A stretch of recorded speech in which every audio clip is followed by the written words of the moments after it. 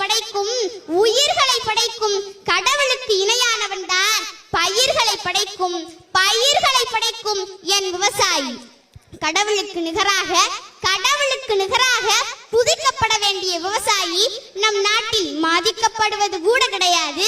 கள்ளழகர் வைகையாற்றில், வரதராஜ பெருமாள் பாலாற்றில், பஞ்சநதீஸ்வரர் திருவையாற்றில்.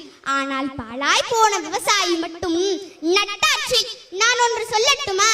ஒரு நாட்டில் விவசாயி அழத் தொடங்கினால் அந்த தேசம் விழத் தொடங்கிவிட்டது என்று அர்த்தம்.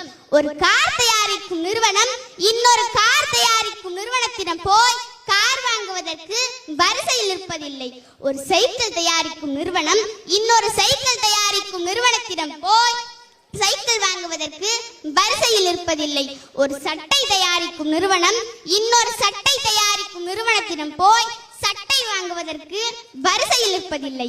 ஆனால் அரிசியை விளைவித்து தரக்கூடிய விவசாயி இலவச ரேஷன் அரிசியை வாங்குவதற்கு ரேஷன் கடையில வரிசையில் நின்று கொண்டிருக்கும் அவலம் நம் நாட்டில் மட்டும் தானே அரங்கேறி கொண்டிருக்கிறது. அவன் விளைவிக்கக்கூடிய பொருட்களுக்கு அவனால் விளைவிக்க முடியாத ஒரு நிலை நம் நாட்டில் நிலவுகிறது. இரவு பகல் பார்க்காமல், வெயில் மழை பார்க்காமல் உழைக்கும் உழவர்களுக்கு நம் நாட்டில் இதுதான் கதி. 3 வேளை உணவு உண்கிற ஒவ்வொரு மனிதனும்